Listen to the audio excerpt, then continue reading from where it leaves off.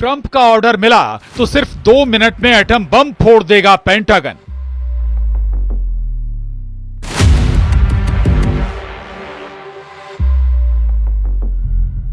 Trump का signal मिलने के 120 सेकंड में होगा फैटमैन से 24 गुना पावरफुल धमाका।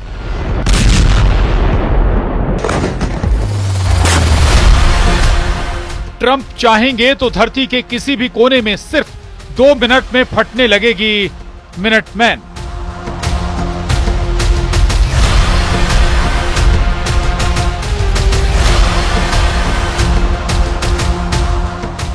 सुपर पावर का B61-13 एटम बम तैयार, मॉस्को टू तेहरान हाहाकार।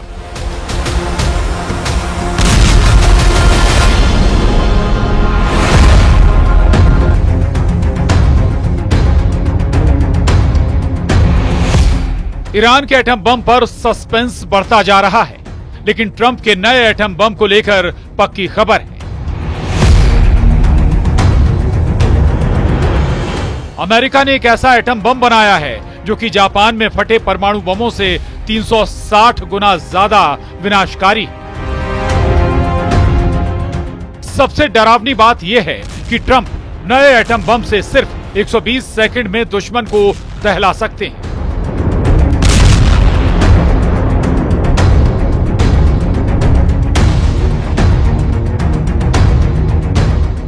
उधर इजरायल ने ईरान में एक बार फिर बड़े हमले का प्लान तैयार किया है।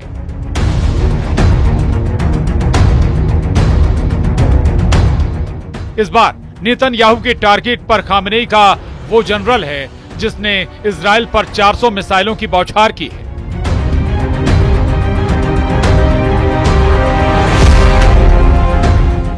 गाजा में खूनी कोहराम मचा है। यमन का हाल गाजा से भी भयावह है।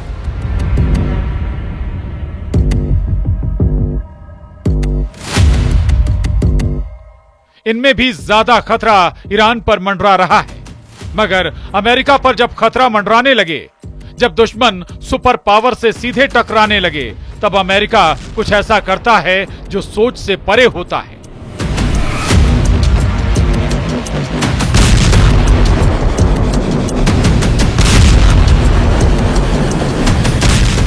ट्रंप को टेंशन दे रहे देशों के लिए पेंटागन से बहुत ही डरावनी रिपोर्ट रिलीज कर दी गई है।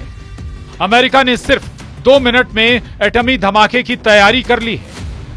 यह ऐसा सच है जिसे अमेरिका छिपा रहा है, ऐसा डरावना सच जिसे सुपर सीक्रेट रखा गया। मगर पेंटागन की गोपनीय रिपोर्ट लीक हो गई है, जिससे पता लगा है कि ट्रंप ने 2 मिनट की टाइमलाइन में दुश्मनों को परमाणु धमाके से दहलाने का इरादा शपथ लेने के समय ही जताया था।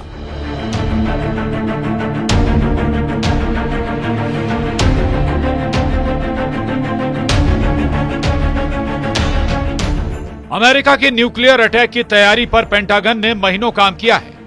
अमेरिकी न्यूज वेबसाइट क्लिप न्यूज ने पेंटागन की गोपनीय रिपोर्ट साझा की है। रिपोर्ट के मुताबिक अमेरिका की सेंडिया नेशनल लेबोरेटरीज B61-13 बम बना रही है।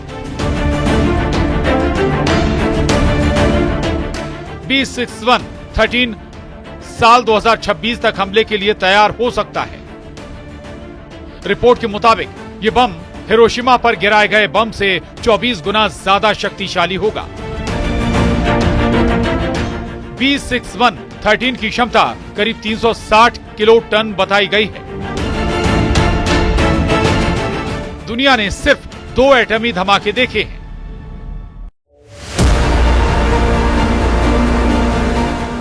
उनकी त्रासदी के बारे में जाना है।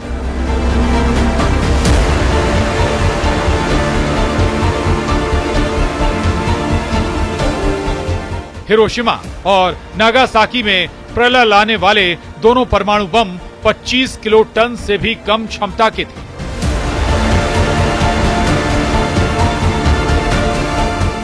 जबकि अमेरिका अब ऐसे एटम बम को बना रहा है जो 360 किलो टन का है।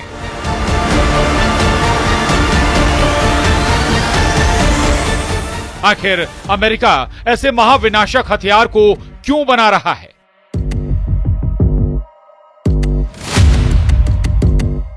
वो भी सिर्फ 2 मिनट के भीतर उसके धमाके का इंतजाम क्यों कर रहा है? वजह समझनी मुश्किल नहीं। ट्रंप ने दूसरी बार राष्ट्रपति बनने के बाद जितने भी वैश्विक दावे किए उन्हें वो पूरे नहीं कर पा रहे हैं।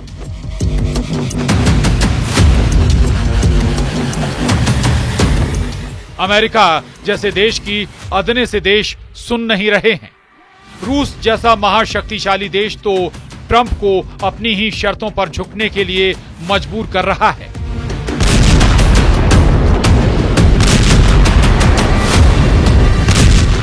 चीन, जिससे अमेरिका को सबसे बड़ी चुनौती मिल रही है, वो हर दिन ट्रंप को चिढ़ा रहा है।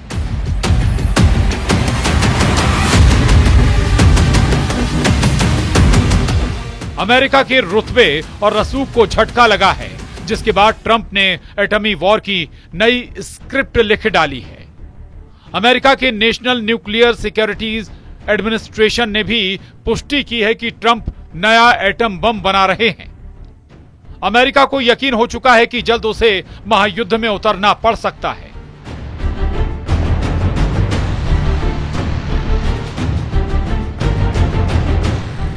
ये वॉर जोन यूक्रेन रूस का भी हो सकता है और खाड़ी देशों का बखेड़ा भी। दोनों वॉर जोन में हालात तेजी से बदल रहे हैं।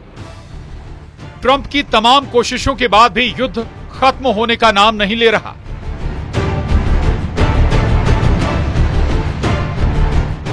इस बीच प्रेसिडेंट पुतिन ने गाजा युद्ध पर ऐसा बयान दिया है जिससे अमेरिका दहल गया है।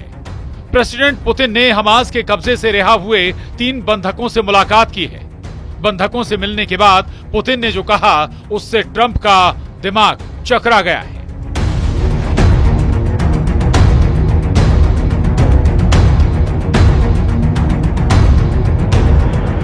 उधर रूस के राष्ट्रपति व्लादिमीर पुतिन ने कहा कि आपके साथ जो कुछ भी हुआ वो एक बड़ा दुर्भाग्य है, लेकिन ये सच्चाई है कि आप लोग आजाद होने में कामयाब रहे। ये रूस के फिलिस्तीनी लोगों, उसके प्रतिनिधियों, विभिन्न संगठनों के साथ मजबूत रिश्तों का नतीजा है। मुझे लगता है कि हमें हमास के राजनीतिक नेतृत्व के प्रति आभार व्यक्त करना चाहिए कि उन्होंने हमें बीच में ही मदद की और इस मानवीय कार्य को अंजाम दिया।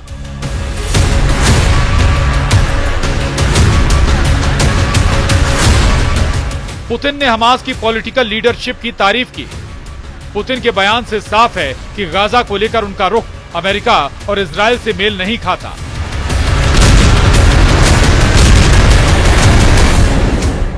इजराइल एक तरफ गाजा में हमास को पूरी तरह बर्बाद करने में जुटा है, दूसरी तरफ पुतिन ने हमास के लिए हमदर्दी जता दी है, जिसे इजराइल कतई बर्दाश्त नहीं करने वाला।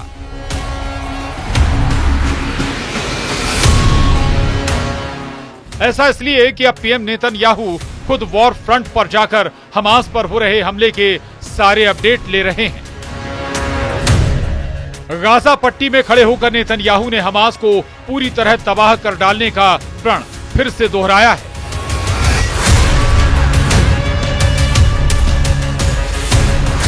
नेतन्याहू दावा कर रहे हैं कि इजराइल बंधकों की रिहाई नहीं होने तक हमास को मारता रहेगा।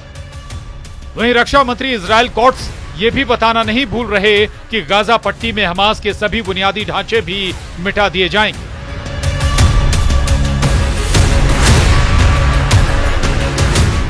इजराइल के रक्षा मंत्री ने दावा किया है कि हम अपने दुश्मनों को, हमारे समुदायों और नागरिकों को कभी धमकाने नहीं देंगे। इसलिए अभी जो ऑपरेशन चल रहा है वो हमास पर सबसे पहले बंधकों को रिहा करने का दबाव डालने के लिए हो रहा है।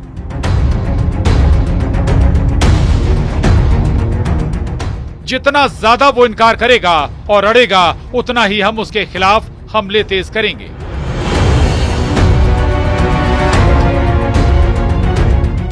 जब तक कि वो हार नहीं जाता और सभी बंधकों को वापस नहीं कर दिया जाता।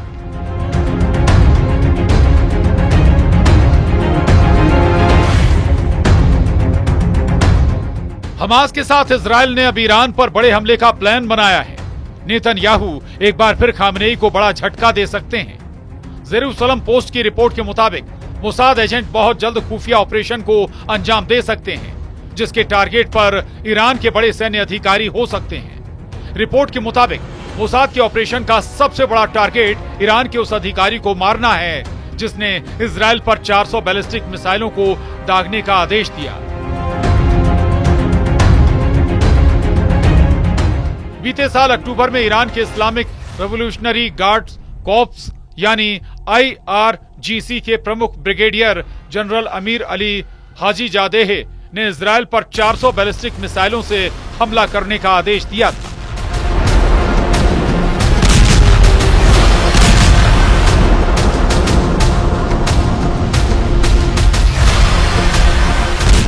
जनरल हाजीजादेह फिलहाल सुप्रीम लीडर खामनेई के सबसे भरोसेमंद माने जा रहे हैं। इजराइल उन्हें इस्माइल हानिया और नसरल्लाह जैसी मौत देना चाहता है। ये बात भी पक्की है कि इजराइल ने अगर ये ठान लिया है तो हाजीजादेह ज्यादा दिन सलामत नहीं रह पाएंगे। पश्चिमी मीडिया रिपोर्ट में दावा किया जा रहा है कि ईरान की टॉप लीडरशिप को मारने से ईरान अमेरिका एटमी डील पर ब्रेक लग सकता है। इजराइल ईरान में सीधा युद्ध शुरू होने पर नेतन्याहू ईरान के सभी एटमी ठिकाने तबाह कर डालने का मौका तलाश रहे हैं। नेतन्याहू किसी भी कीमत पर ईरान के एटमी ठिकाने मटियामेट करना चाहते हैं।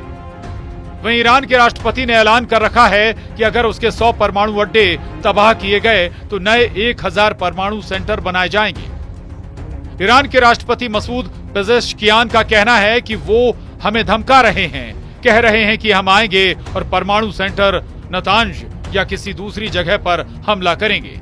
अगर आप चाहते हैं तो आएं और हमला करें। ये हमारे नौजवान वैज्ञानिक हैं जिन्होंने उस जगह को बनाया है। अगर आप 100 जगहों पर हमला करते हैं तो वो इसके बदले 1000 दूसरे बना लेंगे। आप उन्हें खत्म नहीं कर सकते। खामनेई ने ट्रंप से साफ लहजे में कह रखा है कि अगर इजराइल एटम बम रख सकता है तो ईरान क्यों नहीं।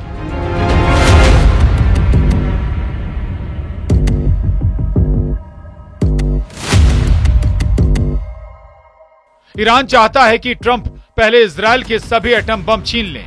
ईरान यहां तक कह चुका है कि खाड़ी के किसी भी देश के पास परमाणु हथियार नहीं होने चाहिए, तभी वो एटमी प्रोग्राम बंद करने के लिए राजी होगा। वहीं ट्रंप ने ईरान अमेरिका एटमी डील के दूसरे राउंड से पहले इशारा किया है कि ईरान परमाणु प्रोग्राम चला सकता है, बशर्ते एटम बम बनाने की बात को भूल जाए।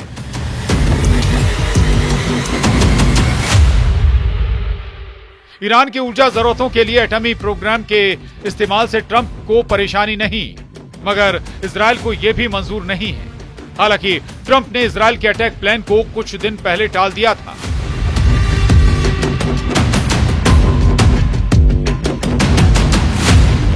टाइम्स ऑफ इजराइल की रिपोर्ट्स में दावा किया गया है कि इजराइल अप्रैल महीने में ईरान की एटमी साइटों पर सिलसिलेवार हमले करने जा रहा था।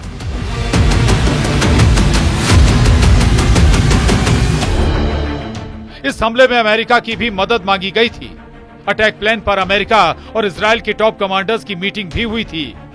3 अप्रैल को नेतन्याहू ट्रंप की फोन कॉल पर बात हुई। उसी रोज हमले पर ट्रंप ने अपना इरादा बदल दिया। फोन कॉल पर ट्रंप राजी नहीं हुए तो नेतन्याहू ने व्हाइट हाउस की विजिट की।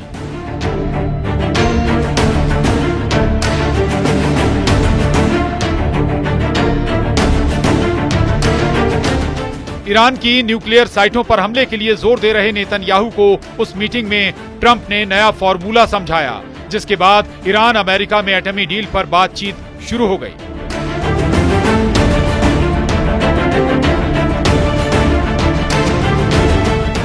लेकिन इस बातचीत से कुछ हासिल होगा इसकी गारंटी नहीं है। ट्रंप बार बार ईरान को हमले की धमकी दे रहे हैं। ट्रंप ईरान को बर्बाद होने से बचने के लिए एटमी डील का प्रेशर डाल रहे हैं, मगर ईरान अपनी शर्तों पर टिका है। इधर पुतिन के खाड़ी युद्ध में एंट्री होते देख इजराइल और अमेरिका अलर्ट हो चुके हैं। ट्रंप को यह डर पहले ही सता रहा था कि रूस किसी भी दिन खाड़ी युद्ध में एंट्री ले सकता है। इसी वजह से उन्होंने 2 मिनट वाला एटमी प्लान बनाने का ऑर्डर दे रखा है।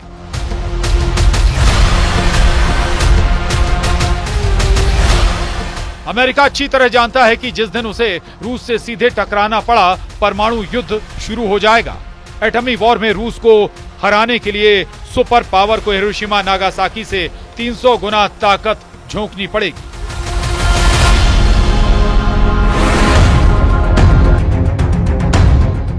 ट्रंप का नया एटम बम शायद पुतिन को नए सिरे से वॉर प्लान बनाने पर मजबूर कर रहा है।